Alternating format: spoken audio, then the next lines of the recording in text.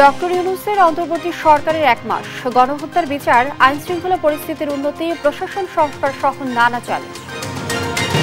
আওয়ামী লীগের শাসনামলে গুমের শিকার ৭০৮ বাংলাদেশি, আন্তর্জাতিক কনভেনশন শোয়ের ফলে গুমের আদ্যোপান্ত জানার আশা।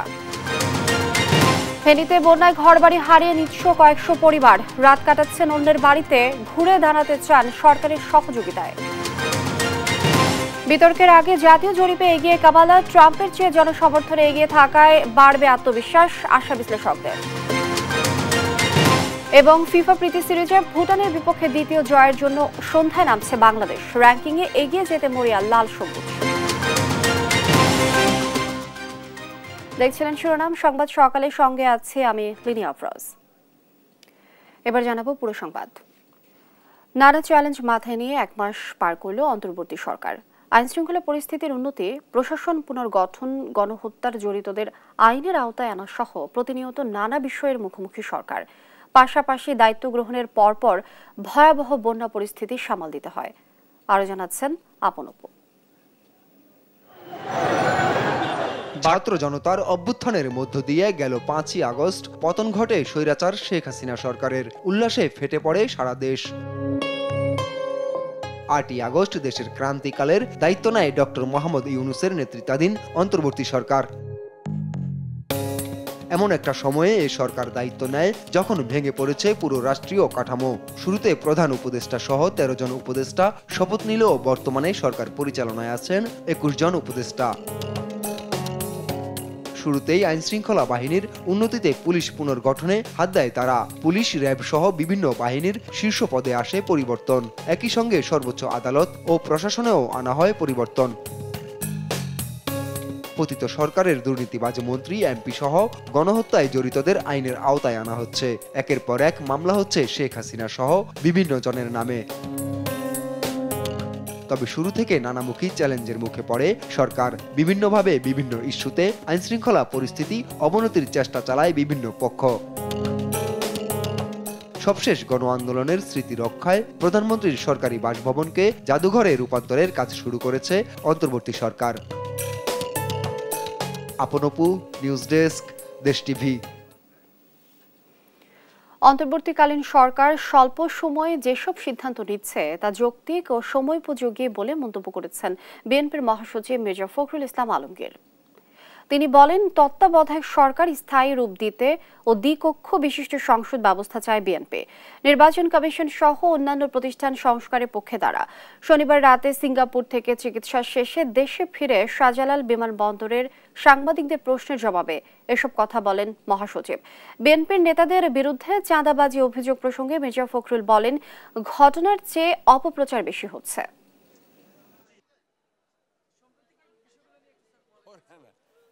আমাদের গার্মেন্টস যে আপনার সেক্টর আছে এটাকে সচল রাখতে হবে এবং সেখানে সবাইকে কোঅপারেট করতে হবে। অন্যান্য ক্ষেত্রেও, আইন শৃঙ্খলা রক্ষার ক্ষেত্রেও সকল রাজনৈতিক দল, সমস্ত সংগঠন, সমস্ত ব্যক্তি, দেশপ্রেমিক মানুষ সকলকে ঐক্যবদ্ধ হয়ে কাজ করতে হবে। এটা একটা বড় রকমের ক্রান্তিকাল যাচ্ছে।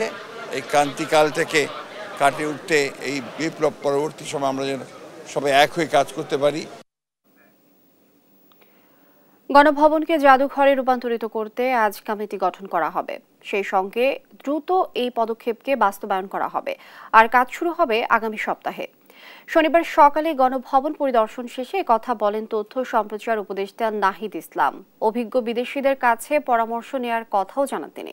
তবে আগামী নির্বাচিত সরকার প্রধান বাসভবন কোনটি হবে সেটি নিয়ে এখনো আলোচনা হয়নি বলেও জানান তথ্য ও সম্প্রচার উপদেষ্টা নাহিদ ইসলাম। এই সময় সঙ্গে ছিলেন শিল্প উপদেষ্টা আদিলুর রহমান খান এবং যুব ও ক্রীড়া উপদেষ্টা আসিফ মাহমুদ।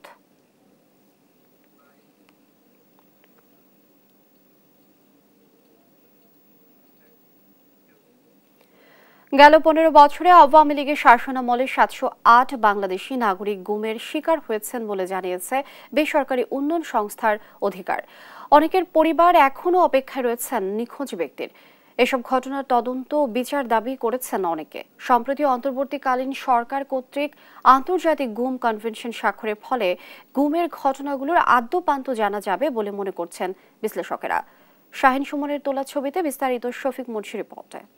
পিছন দিয়ে ধরছে দুইজন, ধরার পরে ও তো লম্বা এই রুমের ফিগার, ও দুইজনের ফালাই দেশে বাদ দেখায় সাইডের দিক দিয়ে গিয়ে ধরছে। এরপরে র্যাবের আইডেন্টিকেট দেখাইছে আমরা র্যাবের লোক। 2012 সালের আগস্টে চট্টগ্রামের ডবলমোরিং থানা এলাকা থেকে র্যাব পরিচয়ে তুলে নিয়ে যাওয়া হয় বরিশালের ছাত্রদল নেতা ফিরোজ খান কালুকে। বড় ছেলের নিখোঁজ হবার বর্ণনা দিতে গিয়ে কান্নায় ভেঙে পড়েন মা। দুঃসহ যন্ত্রণার এখানেই শেষ নয়। বড় ছেলে নিখোঁজ হবার 4 মাস আগে রাজধানী ঢাকায় বিএনপির কর্মসূচিতে অংশ নিতে গিয়ে লাপাত্তা হন ছোট ছেলে মিরাজ খান।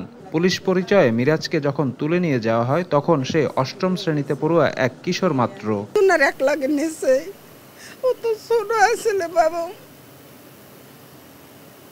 ঢাকা মিরপুর গান ধরিয়ে লাই গেছে রাত্রে 11টার সময়। নিখোঁজের 1 যুগ পার হলেও ফেরেনি ফিরোজা বেগমের নারীছেড়া 2 সন্তান। এ ব্যাপারে থানায় নেওয়া হয়নি জিডি কিংবা মামলা।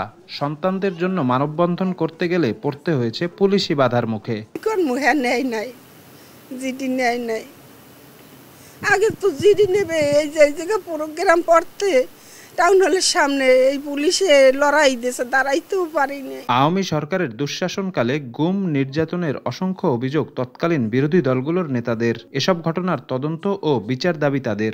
এই আওয়ামী লীগ সরকার আপনারা দেখেছেন যে আমাদের উপরে যে রোলার চালাইছে, আমার তো প্রায় 49টার মতন মামলা, আমি 9 বার জেল খাটছি বিভিন্ন টাইমে, প্রায় 3.5 বছরের উপরে আমি জেল কাটছি। গুমের শিকার অনেক লোক হয়েছে বাংলাদেশ। চৌধুরী লোক কোথায়, আমাদের বিএনপির সাংগঠনিক সম্বন্ধে ইলিয়াস আলী কোথায়, এরকম অসংখ্য নেতাকর্মী আমাদের গুমের শিকার হয়েছে। এটা দায়ভার বিগত স্বৈরাচারী সরকারকে নিতে হবে। সাম্প্রতিক গুম কনভেনশন স্বাক্ষরের মধ্য দিয়ে ভবিষ্যতে মানবাধিকার প্রশ্নে বাংলাদেশ এগিয়ে যাবে বলে মনে করছেন এই বিশ্লেষক। আর্টিকেল 31-এ স্পষ্ট বলা আছে, ভুক্তভোগী ব্যক্তি কিংবা পরিবার চাইলে কমিটি অন এনফোর্সড ডিসঅ্যাপিয়ারেন্সেস তাদের সাথে সরাসরি যুক্ত হয়ে এই বিচারিক ব্যবস্থাকে এবং তদন্তকে ত্বরান্বিত করতে পারবে। একটি বেসরকারি উন্নয়ন সংস্থার দেয়া তথ্যমতে গত 14 বছরে 708 জন বাংলাদেশি নাগরিক গুমের শিকার হয়েছেন। শফিক মুন্সি, দেশ টিভি, বরিশাল। সংযুক্ত আরব আমিরাতে বিক্ষোভের দায়ে কারাদণ্ডের পর ক্ষমা পাওয়া 57 বাংলাদেশিদের মধ্যে 14 জন দেশে ফিরেছেন। এর মধ্যে 3 জন ঢাকা এবং অন্য 11 জন চট্টগ্রাম পৌঁছান। শনিবার রাতে হযরত শাহজালাল আন্তর্জাতিক বিমানবন্দরে পৌঁছার পর প্রধান উপদেষ্টা সহ সংশ্লিষ্টদের প্রতি কৃতজ্ঞতা জানান ভুক্তভোগীরা। আর জানাচ্ছেন এনআই নাহিদ। সংযুক্ত আরব আমিরাতে বিক্ষোভ করায় সাজাপ্রাপ্তদের মধ্যে ক্ষমা পায় 57 জন। এয়ার অ্যারাবিয়ার ফ্লাইটে শনিবার রাতে দেশে ফিরেন 14 জন। তাদের মধ্যে 3 জন ঢাকায় নামলেও অন্যরা যান চট্টগ্রাম। ঢাকার হযরত শাহজালাল আন্তর্জাতিক বিমানবন্দরে তাদের ফুলেল শুভেচ্ছা জানান বৈষম্য বিরোধী ছাত্র আন্দোলনের সমন্বয়ক সার্জিস আলম এবং হাসনাত আব্দুল্লাহ। দুঃসহ কারাবাসের অভিজ্ঞতার কথা জানিয়ে অন্তর্বর্তী সরকারের প্রধান উপদেষ্টা ডক্টর ইউনূসের প্রতি কৃতজ্ঞতা জানান মুক্তি পাওয়া ভুক্তভোগীরা। দেশের জন্য আন্দোলনে গিয়ে যারা কারাগারে আছেন তাদেরও মুক্তির দাবি জানান তারা। বাংলাদেশের কোটা আন্দোলনকারী সংস্কারের নেতৃবৃন্দ তাদের উদ্যোগের কারণে প্রফেসর ইউনূস স্যারের সহযোগিতায় ইউএই গভর্নমেন্টের সাথে সমঝোতার মাধ্যমে আমাদের মুক্তি হয়েছে। দেশের মানুষ এখন উনি মিলে যারা ক্ষতিগ্রস্ত হয়েছে, ঠিক আছে, ওদেরকে যদি কোনো কর্মসংস্থানের ব্যবস্থা করে দেওয়া যায়। আমাদের অনেক প্রবাসী ভাই ওখানে এখনো বন্দী আছে। আমরা চাই না যে আমাদের কিছু বলার কারণে ওদের ক্ষতি হোক। আমরা চাই আমাদের বর্তমান সরকার যিনি এখন বর্তমানে আছে ডাক্তার ইউনূস, ওনার কাছে আমার অনুরোধ থাকবে যে বর্তমানে যারা এখনো বন্দী আছে তাদেরকে যেন অতি তাড়াতাড়ি যেন ওদেরকে মুক্ত করে যেন দেশে ফিরে নিয়ে আসে।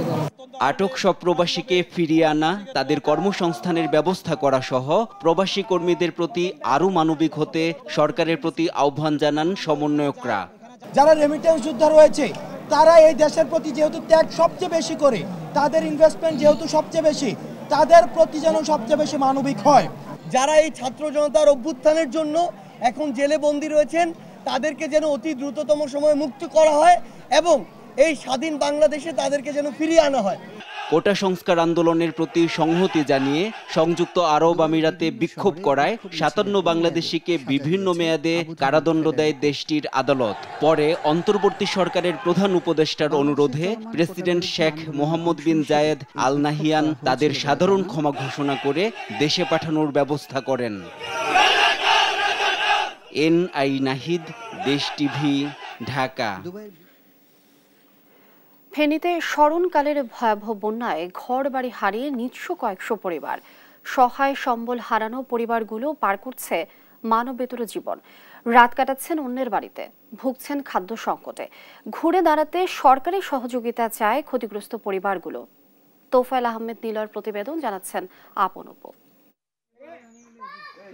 ফেনী সদরের ধর্মপুর ইউনিয়নের পূর্ব কাছাড় গ্রামের রুস্তম মিস্ত্রি বাড়ির হাসিনা আক্তার বন্যা থেকে বাঁচতে বসত বাড়ি ছেড়ে স্বামী সন্তান নিয়ে অন্যের দোতলা বাড়িতে আশ্রয় নেন গেল ২১শে আগস্ট। পরদিন ফিরে এসে দেখেন বসবাসের একমাত্র ঘরটি ভেঙে চুরে তছনছ। বাধ্য হয়ে দিনমজুর স্বামীর সঙ্গে ৫ ছেলে মেয়ে নিয়ে দিন কাটাচ্ছেন অন্যের বাড়িতে। একখান ল্যাপটপ সব কিছু বার করতে পারি না, দুজন কম্বল স্বাস্থ্য বাইরে দিছে, সেই কম্বল গুলা গেছে। আমার তো কোনো বাড়িও নাই, জায়গা জমিনও নাই, কিছু নেই। ছেলে দুগা, এগুলো কই যাম, স্বামী আছে, জিয়া একটা আছে, এগুলা লই। আর তো কোনো থান নাই, কোনো যাইবে। একই চিত্র পাশের গ্রাম জোয়ার কাছাড়ার শাহাবুদ্দিন মোল্লা বাড়ির খোদেজা বেগমেরও। বানের পানি ভাসিয়ে নিয়েছে বসতঘর ও জিনিসপত্র। যেখানে ঠিকমতো একবেলা খাবারের ব্যবস্থা করতে পারছেন না, সেখানে বাড়িঘর মেরামত করা দুঃস্বপ্ন হয়ে দাঁড়িয়েছে তার পরিবারের। আরে গড়ি তো হয়ে গেছে, কলজা তো আর ন ভাঙ্গি গেছে, কলজা তো আর রাতে লো ঘুম নাই, দিনে লো খানা নাই।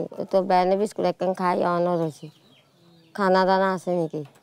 অন এইভাবে কেন থাকুন বাবা, অন্ত মানুষের ঘরে ঘরে থাই। ভয়াবহ বন্যায় শুধু ফেনী সদর নয়, ফুলগাজী, পরশুরাম ও ছাগলনাইয়া উপজেলার অনেকেরই একই অবস্থা। ঘুরে দাঁড়াতে সরকারের সহযোগিতা চায় এসব পরিবার। বন্যা আমার বহু কিছু ক্ষতি গেছে, কইবার কোনো শেষ নাই। এক নম্বরে কত নিচে কই দিল পারতাম, এখন আয়া চলবার উপায় নাই। এমন অবস্থা হয়েছে যে পানি, এমন জোয়ারের পানি যেরকম আসে এরকমই আসছে। খালি এক কাপড় নিয়ে বাচ্চা নিয়ে কোনো রকম রাস্তায় গেছি। ক্ষতিগ্রস্তদের তালিকা করতে ইতোমধ্যে দপ্তরগুলোকে নির্দেশনা দেয়া হয়েছে। যারা ঘরবাড়ি হারিয়ে নিঃস্ব হয়েছেন তাদের পুনর্বাসনের জন্য সংশ্লিষ্ট বিভাগের মাধ্যমে সহযোগিতার কথা জানান জেলা প্রশাসক। আমরা সরকারিভাবে না, আমাদের কিন্তু বিভিন্ন বেসরকারি সংস্থাও কিন্তু অ্যাসেসমেন্ট করতেছে এবং বাংলাদেশ সেনাবাহিনী কিন্তু একটা বড় কাজ করছে, তারাও করছে। সব কিছু মিলিয়ে যখন আমাদের কাছে সেন্ট্রালে একটা নির্দেশনা আসবে যে তোমার এই উপজেলায় এতজন ক্ষতিগ্রস্ত হয়েছে, তা পার পরিবার বা পার হোল্ডিংয়ের যারা আছে বাড়িঘর, তাদের জন্য নিশ্চয়ই একটা নির্দেশনা বা একটা বরাদ্দ সিস্টেম বা বাড়িঘর করে দেওয়া এটা আসবে। সরকারের সহযোগিতার দিকে তাকিয়ে থাকা ছাড়া কিছুই করার নেই ভয়াবহ বন্যায় ঘরবাড়ি হারানো মানুষগুলোর। নিউজ ডেস্ক, দেশ টিভি। ময়মনসিংহের ভালুকায় ১৫ বছর পর দখলে নেওয়া জমি উদ্ধার করা হয়েছে। এতদিন আওয়ামী লীগ নেতা ও জেলা পরিষদ সদস্যরা দখল করে আসছিল ১০.৫ একর জমি। এতে ভুক্তভোগী পরিবারটিতে কিছুটা স্বস্তি মিললেও প্রভাবশালী মহলের হুমকির কারণে জমি হারানোর শঙ্কায় তারা। এদিকে বিষয়টি দ্রুত সমাধানের কথা জানিয়েছে প্রশাসন। ইলিয়াস আহমেদের তথ্যচিত্রে ফারহিয়া ইসলামের ডেস্ক রিপোর্ট। শিল্পাঞ্চল ভালুকার হবিরবাড়ি ইউনিয়নের জমির দেয়া মৌজায় আফাজউদ্দিন, হামিজউদ্দিন, ওয়াজউদ্দিন এবং শামসুদ্দিনের ১০.৫ একর জমি দখলে নেওয়ার অভিযোগ উঠে জেলা পরিষদ সদস্য মোস্তফা কামাল এবং এল স্কয়ার কোম্পানির বিরুদ্ধে। জমির চারদিকে সীমানা প্রাচীর দিয়ে ২০১০ সাল থেকে ভোগ দখল করে আসছিল তারা। ভুক্তভোগীরা আইনের আশ্রয় নিলে তাদের হয়রানির শিকার হতে হয়। ছাত্র জনতার গণঅভ্যুত্থানে হাসিনা সরকার পদত্যাগ করলে ৬ আগস্ট জমিটি দখল করে নেয় জমির প্রকৃত মালিকরা। ক্ষমতার জোরে এই জায়গাটা বান্ডারি করে করছে, বলে রাখছে।